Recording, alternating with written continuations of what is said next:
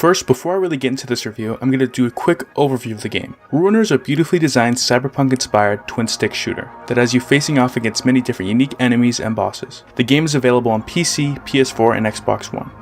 Now, I like this game for many reasons, so I'll break it down into layers so it's easier to understand.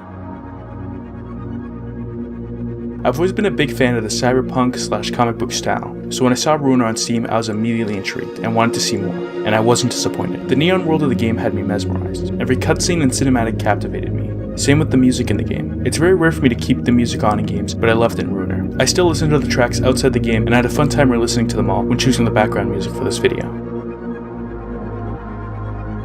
I don't want to go too deep into the story, but I did enjoy it, and I think it was very well done. There isn't much voice acting in the game, a style and story choice I enjoyed. I like that choice because it's unique and fits into the comic book style. That leads me into another part of the game, the main character Puppy. He doesn't have a face or a voice, a specific detail the devs chose so that people could imprint themselves over the character. They also decided to make his backstory vague so that people could think of it on their own. I really enjoyed that. Now let's talk about the overworld city. It's another part of the game I really liked. It's the first game world in a while that I actually believed, and I became very immersed in it. There's people walking the streets, couples arguing, homeless and crazy people sitting in back alleys. Exploring the city was very fun, and I had a good time looking around and talking to people.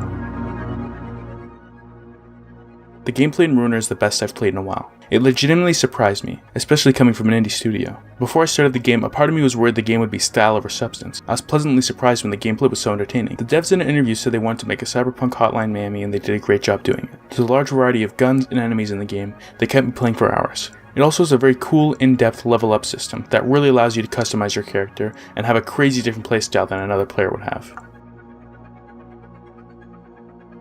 IGN gave RUINER a 6 and said the game was exhaustingly difficult and focuses on being difficult over fun, which I really could not disagree with more.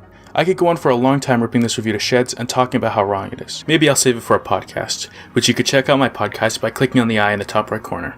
But everyone knows IGN is filled with hack writers anyways.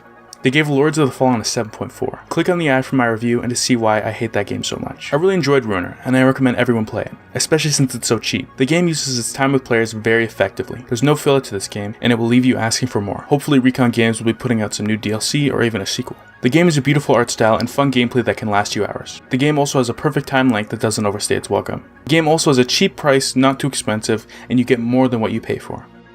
I would give the game a 9 out of 10. I'll leave a link to the game's Steam page in the description, and I highly recommend everyone get this game, especially if you enjoy games like Hotline Miami and Fury.